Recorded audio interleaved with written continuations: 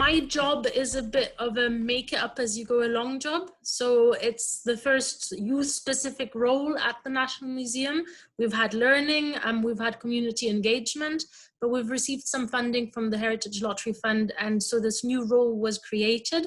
I see myself as a bit of a facilitator, someone who gets young people in, who creates meaningful opportunities for them to get involved, to get their work seen, to get their voice heard, to get paid, because I think that is important as well. And yeah, so I work for young people, but I also work for the museum.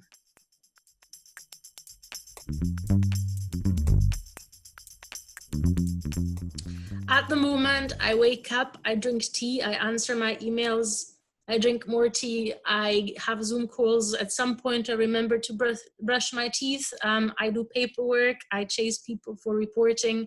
I have more Zoom meetings, and then I have Zoom workshops in the evening. It sounds boring, but the content of those meetings can be quite interesting. So on my project, we're working on things like social media takeovers, Twitter and Instagram takeovers, where young people kind of put what they think should be seen on our social media. We're also still working on exhibitions. So we've got one coming up in St. Fagans, which is about the future of Wales. We've been working with creative young people before lockdown, and now it's kind of morphed into a bit of a cottage industry style thing, where we meet online and discuss, but then there's a little bit of cottage industry going on where people actually work at home. So I then do all the tying together of loose ends, where I help to make sure people have got the material that they need for working with, that the text and creative things that they're working on get sent back over and ends up with the curators. So I'm very much working as a go-between to connect all the loose ends.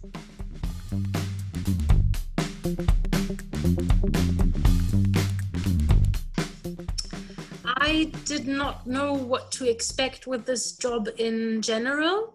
My background, I guess we'll get to that in a later question, but my background is as an artist and a bit of a history geek, and I've worked in care as well. So I've brought skills in that revolve around kind of communicating with people. As an artist, I bring a lot of creativity to this job. And then because the work, the role is new, I was able to make it up as I went along a little bit.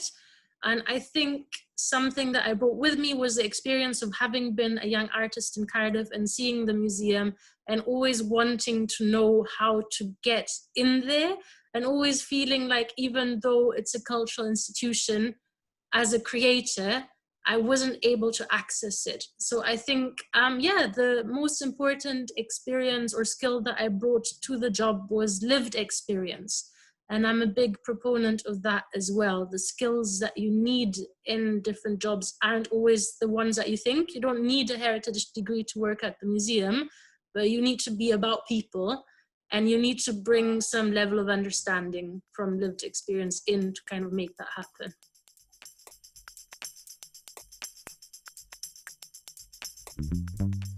I like museums. I've always liked objects. Even when I was making art, it was always very much sculptural and object focused. And I like the idea of objects having meaning. So I like when I walk into people's homes and I can see what's on their walls and what's on their tables and what's in their bathroom drawers. Yes, I do look. And I then learn about them from those objects. And I think I can trace it back to when I was younger and my family moved to Kenya, and our container got stuck in transit for an entire year, where we lived in a very, very bare minimum house. And then the container arrived and we opened it, and it was full of memories from our past life that had become very different. And I think that experience of opening the container and walking into our previous household and then bringing that home and putting it into the new house in Kenya, where everything had changed. In the meantime, learned a new language, gone to new schools, everything had changed. And those objects arriving kind of made me realize that objects have meanings and can hold memories. And I think that set the whole thing off.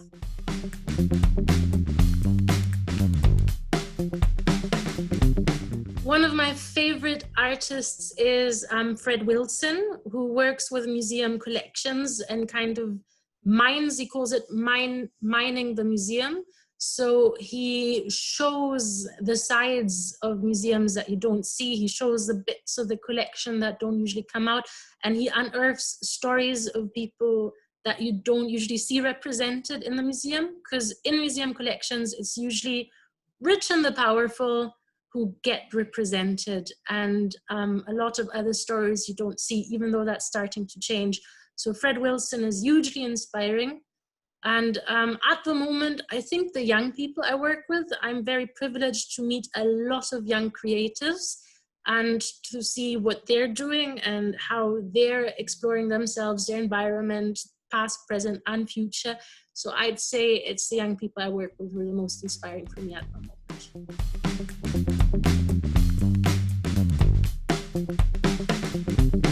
So I've got a bit of a convoluted pathway.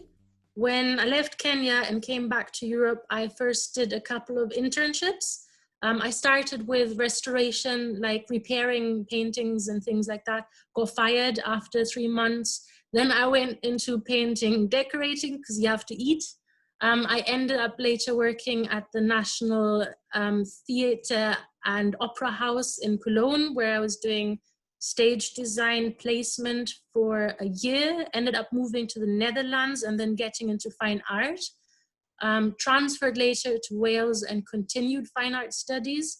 And I went all the way from BA to MA to PhD, simply because I couldn't figure out what to do with an art degree, and I'm good at writing. So I kept applying for studentships, and I had a funded journey all the way through from bachelor to PhD. I was lucky to receive funding and to be able to have that academic kind of route. That is not to say it's necessary. I personally don't really see the point of a PhD in art. It's nice, it's fancy, but it hasn't exactly served me too well, because straight afterwards, I went into care. So I worked on minimum wage, looking after people with disabilities in assisted houses, and I'm looking after old people, showering, washing, nappy changing, everything. Dr. Sarah Younan wasn't too good for it. And that was also partially a choice, because I had seen the kind of academic route into culture and I didn't like it. I don't think culture is about theory. I think it's about lived experience and practice. And so actually working in that job enabled me to gain skills in looking after people, in care, in safeguarding. And I think my time as a care worker is equally as important as the time that I've spent in art university. Those skills are transferable. And in between, I did art projects, and I was lucky and went on a few residencies. And then eventually I applied at the National Museum, which is where I am now, but only because I got interviewed by a teenager. So there was your usual interview panel, but there was also a teenager who I then had to take on an impromptu tour of the museum, where I accidentally swore and then had a sleepless night thinking I would never get the job. I think he was quite impressed, and he got me that job in the end, which is why I'm like, I'm working for young people. They hired me, they're my bosses now.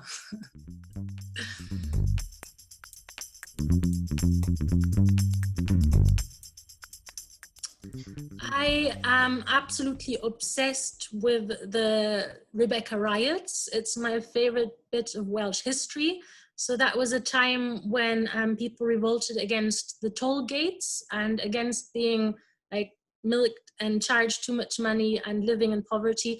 And the rioters actually dressed up in dresses, women's clothes, called themselves the Daughters of Rebecca, and started pulling down toll gates. And it's one of the most peaceful riots in the history of the world, because I think only one person was seriously injured and everyone was running around in dresses. So is Marina Shopland, she's an LGBTQ historian who used the term revolutionary drag or revolutionary cross-dressing to describe it.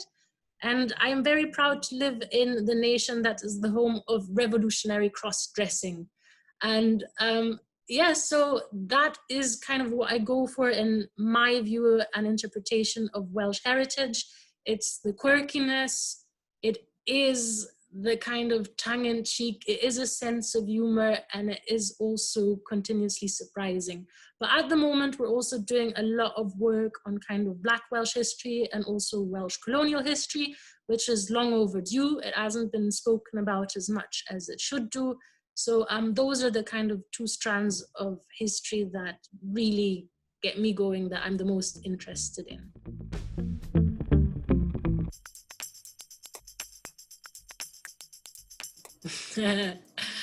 Oh, there's many people who have said many things, and sometimes the best advice is the obvious advice that you would give other people, but you don't always take it on yourself. I think an important one is always, if you don't try, then you don't know. So often when I meet young people, one of the boundaries that I see is people just hesitant in case they will face rejection. And rejection doesn't really kill you. And if you faced it a few times and you realize you're still standing and you keep trying, I think that's a really, really important thing. So yeah, don't take things too personally. Keep trying, learn from your mistakes, learn from rejection, but don't take it personally. Most of the time it's not about you, but it might be the person that you applied to or the job that you wanted was just looking for something slightly different, and you can't know that. So yeah, keep trying. Don't worry if they don't want to, it's their problem.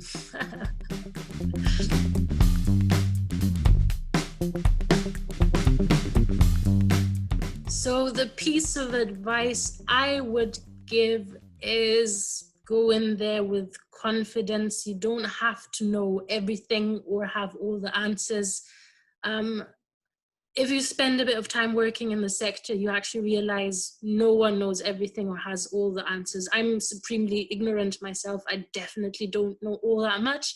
So it's really just about confidence, being able to occupy space, holding your own, knowing your own mind, and not letting people intimidate you, and not being too worried. You're definitely good enough and you can do this.